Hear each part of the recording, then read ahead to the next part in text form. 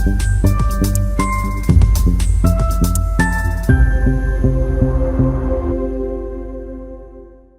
To येतना investment academy. Sunday podcast के 19th episode में आपका स्वागत है। आज हम एक ऐसे इंटरेस्टिंग सेक्टर के बारे में बात कर रहे हैं जिसका जो अंडरलाइन कस्टमर था वो बहुत ही अफेक्टेड था, बट फिर भी ये सेक्टर ने बहुत अच्छा ग्रोथ दिखाया है पिछले 4-5 सालों में। ऑटो सेक्टर जो हमने देखा है कि FY19 में वॉल्यूम्स के हिसाब से उसका पीक था, फिर FY20 में, FY21 में कंसिस्टेंटली सेक्टर ने डिक्लाइन दिया है। FY22 में जो व्हीकल वॉल्यूम्स थे वो रिकवर हुआ है, but still they are not yet close to the FY19 peaks. बट तो मतलब ये जो सिक्लिकलिटी है उसके वजह से जो रिलेटेड सेक्टर्स है वो भी अफेक्ट हुए थे। ऑटो एंसिलरी सेक्टर जो अपना ऑटो कंपोनेंट्स प्रोवाइड करता है टू ऑटो व्हीकल्स वो भी अफेक्ट हुआ था। मतलब आपको कहना है कि डायरेक्टली या इनडायरेक्टली ऑटो सेक्टर का सिक्लिकलिटी इनडायरेक्ट सेक्टर्स को भी अफेक्ट करता है ऑटो रिलेटेड। यस, पर अगर तो यही एक इंटरेस्टिंग बात है कि जो ऑटो फाइनेंस है ऑटो फाइनेंस नहीं हुआ है। एग्जैक्टली। और ऑटो फाइनेंस में दो ऐसे इंपॉर्टेंट कंपनीज है जो Cholamandalam investments and Shriram transport finance. Exactly, Cholamandalam investment and Shriram transport finance जो कि यूज्ड व्हीकल या कमर्शियल व्हीकल या न्यू व्हीकल फाइनेंसिंग के बहुत ही बड़े एस्टेब्लिश्ड प्लेयर्स है। तो जैसे कि अगर कुछ नंबर्स आपको बताने जाए तो चोलामंडलम इन्वेस्टमेंट का AUM पिछले 5 साल में 16% CAGR से ग्रो हुआ है, बट उसका पैट पिछले वही 5 साल में 24% CAGR से ग्रो हुआ है। और यही 5 साल है जहाँ की प्रतीक बात कर रहा था ऑटो सेक्टर के सिक्लिकलिटी के बारे में, बट फिर भी वो सिक्लिकलिटी इन कंपनीज को अफेक्ट नहीं कर पाई है। यस, जैसे कि हमने देखा कि FY18 के जो वॉल्यूम्स थे वो क्लोज टू अभी जो FY22 वॉल्यूम्स है वो FY18 के वॉल्यूम्स तक पहुंच रहे हैं, बट स्टिल ये कंपनीज जो है चोलामंडलम और श्रीराम ट्रांसपोर्ट फाइनेंस उन्होंने अपने AUMs में और प्रॉफिट में भी बहुत अच्छा ग्रोथ दिखाया है। एग्जैक्टली, उनके अभी फिलहाल के लिए as at the end of Q1 FY23 Chola के कस्टमर्स है ऑलमोस्ट 20 लाख कस्टमर्स, वही श्रीराम के कस्टमर्स है 22 लाख कस्टमर्स ऑलमोस्ट। तो कस्टमर बेस तो इनका काफ़ी हद तक ज़्यादा स्ट्रांग है। तो चोला का अभी जून क्वार्टर का इन्वेस्टर प्रेजेंटेशन अगर देखोगे, भले ही वो ईयर ऑन ईयर कंपैरिजन नहीं हो ये नंबर्स, बट चोला के गाइडेंस या चोला के नंबर्स के हिसाब से उन्होंने ग्रोथ बताई है। तो जैसे कि लाइट कमर्शियल व्हीकल्स LCV जिसे हम कहते हैं, उन्होंने ईयर ऑन ईयर 104% का ग्रोथ बताया। सबसे strong growth heavy commercial vehicles के इसमें आया है 143%। जैसे कि हम जानते हैं फर्स्ट क्वार्टर हमेशा मॉनसून रिलेटेड सेक्टर होता है। तो मॉनसून रिलेटेड सेक्टर में जो कंस्ट्रक्शन इक्विपमेंट्स या ट्रैक्टर्स ये सब इक्विपमेंट्स में भी काफ़ी 61% काफ़ी अच्छा ग्रोथ आया, यानी 61% का ग्रोथ आया Q1 FY23 में। यस, और अभी देखा जाए तो आगे जाके मतलब अगले 2-3 क्वार्टर्स में इंडिया का जो फेस्टिव सीजन है वहाँ पे भी एक्सपेक्टेड है कि व्हीकल्स के सेल्स बहुत अच्छे हो जाएंगे। एग्जैक्टली। और जो ऑटो व्हीकल रिलेटेड मतलब ऑटो इंडस्ट्री रिलेटेड प्रॉब्लम्स थे, जैसे सेमीकंडक्टर का एक इशू था, वो धीरे धीरे कम हो रहा है। हम कमोडिटी प्राइसेस भी देख रहे हैं, जैसे स्टील प्राइसेस है वो भी थोड़े नॉर्मल लेवल्स पे अभी आ रहे हैं। तो ऑटो सेक्टर का मतलब जो हम कहते हैं कि जो अपसाइड है वो अभी अच्छा दिख रहा है। उसका रिजल्ट ये भी है कि जो ऑटो इंडेक्स है it is also performing good as compared to the Nifty 50। Exactly. और जैसे कि हम लोग पहले देखने के कि आपको अगर कोई गाड़ी बेचनी होगी तो पहले एक बहुत डॉक्यूमेंटेड हेवी प्रोसेस होने का। तो आपको मतलब बहुत सारे प्रोसेस डॉक्यूमेंटेशन के थ्रू जाने का।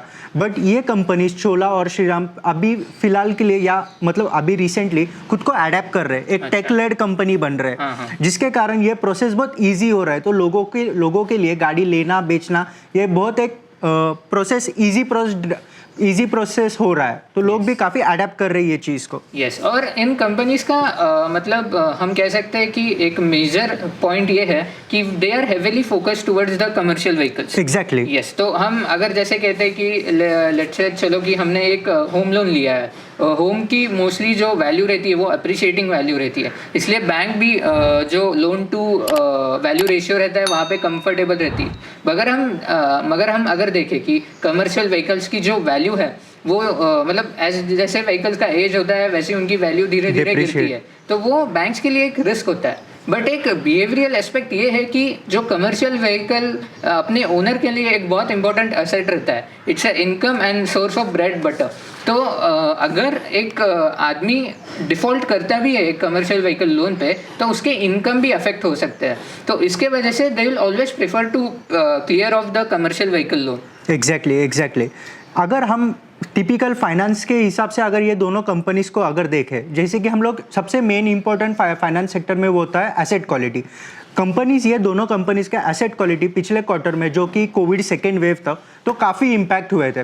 कंपनी के ग्रॉस एनपीएस ऑलमोस्ट 6% 7% तक चले गए थे चोला के केस में।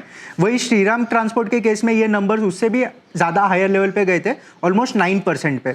ये काफ़ी हद तक अभी रिकवर हुए हैं Q1 FY23 में, और कंपनीज अच्छे year on year numbers report कर रहे हैं। ओके सो और ऐसा भी हम देख रहे हैं कि ये दोनों जो कंपनीज है वो काफ़ी उनका जो AUM है या फिर पोर्टफोलियो है वो काफ़ी डाइवर्सिफाइड है। एग्जैक्टली, रीजनल हो या व्हीकल से रिलेटेड हो, वो काफ़ी अच्छे से डाइवर्सिफाइड है। तो मतलब एक पर्टिकुलर सेगमेंट से इम्पैक्ट इतना पोर्टफोलियो पे इतना अफेक्ट नहीं करता है। एग्जैक्टली। जब कोविड का फर्स्ट वेव हिट हुआ था तो कंपनीज को थोड़ा लिक्विडिटी क्रंच हो सकता था, तो दोनों कंपनीज ने एक स्मार्ट मूव किया है, उन्होंने कैपिटल रेस किया है। अभी कैपिटल रेस क्यों किया है कि NBFC जो लेंडिंग कंपनीज रहते हैं उनको एक certain amount of liquidity maintain करनी पड़ती है, जो उनके स्ट्रेस बुक से कैलकुलेट की जा सकती है। इन शॉर्ट इसे कैपिटल एडिक्वेसी रेशियो बोलते हैं, और वही मेंटेन करने के लिए दोनों कंपनीज ने एक क्वालिफाइड इंस्टीट्यूशनल प्लेसमेंट करके फंड्स रेस किए थे और इशू किया था, इक्विटी इशू। श्रीराम ने ये क्वार्टर में भी फंड्स रेस किए $250 million from United states development finance corporation. ये कैपिटल रेस करने के बाद ये दोनों कंपनीज के पास काफ़ी हद तक लिक्विडिटी आ जाएगी। ये लिक्विडिटी इन दोनों कंपनीज को, जब ऑटो सेक्टर में काफ़ी अच्छी रिकवरी आ जाएगी, इनके पास एक एडिशनल फंड्स रहेंगे कंपनीज को फाइनेंस करने के लिए, और उससे क्या होएगा कि ये लोग का ग्रोथ हैम्पर नहीं होएगा। यस, तो जैसे हम देख रहे हैं कि वॉल्यूम्स फिर से आ रहे हैं, people are purchasing new vehicles, वो फाइनेंस का ऑप्शन ज़रूर लेंगे, और उसकी वजह से उनको केटर करने के लिए कंपनीज के पास अपने फंड्स रहेंगे, जिसके वजह से वो अपना AUM बढ़ा सकते हैं। तो हम जैसे कि हम देख रहे हैं काफ़ी NBFCs, लार्ज NBFC से टेक लेड NBFCs बन रहे हैं, तो ये कंपनीज भी पीछे नहीं हट रही, ये लोग भी खुद को अडेप्ट कर रहे हैं टेक लेड चेंजेस के लिए। तो जैसे कि चोलामंडलम ने गाड़ी बाजार, जहाँ पे एक डिजिटल प्लेटफॉर्म है जहाँ पे ये लोग यूज या नए व्हीकल्स को बेचा जा सकता है, लिया है बेचा जा सकता है। चोलामंडलम ने गाड़ी बाजार के साथ साथ पेस्विफ्ट टेक्नोलॉजीज और एक पेटेल कॉमर्स, ये कंपनीज में भी इन्वेस्ट किया है, ताकि इनका टेक लेड प्लेटफॉर्म जो है वो काफ़ी हद तक स्ट्रांग हो सके, ताकि वो बड़े बड़े NBFCs के साथ खुद को कम्पीट कर सके।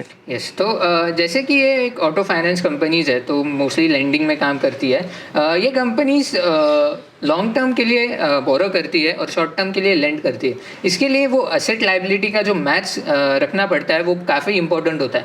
अभी हमने जैसे देखा कि FY17-18 में जो IL&FS का जो सिनेरियो हुआ था, उसके वजह से फाइनेंसिंग का बहुत स्ट्रेस इंडियन इकोनॉमी में हुआ था। तो जैसा कि हमने देखा कि वहाँ पे जो बोरोइंग के जो इंटरेस्ट रेट्स थे फॉर कंपनीज वो बढ़ गए थे। Even though going through that stressful period, both of the companies did not have any major NPS and still recovered from those events nicely. तो जैसे कि हमने देखा कि ये दोनों कंपनीज ने अपना जो पैट है, जो AUM है, वो ग्रोथ काफ़ी अच्छे से दिखाया है, प्लस उनके जो NPS है वो भी काफ़ी अच्छे से मैनेज किए, और ये सब उन्होंने एक ऑटो सेक्टर के डाउन साइकिल में करके दिखाया है। Exactly. पर जैसे अभी ऑटो साइकिल की रिकवरी हो रही है, जैसे वॉल्यूम्स बढ़ रहे हैं, सेमीकंडक्टर शॉर्टेज कम हो रहा है, जो अब कमोडिटी प्राइसेज है वो कम हो रहे हैं, तो अगर डाउन साइकिल में लेंडिंग कंपनीज इतना अच्छा कर रहे थे, तो अभी अप साइकिल में वो कैसे परफॉर्म करते हैं वो देखना काफ़ी इंटरेस्टिंग होगा। तो आशा करता हूँ आपको ये वीडियो पसंद आया होगा। इस वीडियो को लाइक कीजिए, शेयर कीजिए, यज्ञा इन्वेस्टमेंट्स के चैनल को सब्सक्राइब कीजिए। Do visit our website investyajna.in and get 55% off on all our research products. Use code FREEDOM, FREEDOM. Thank you. Thank you.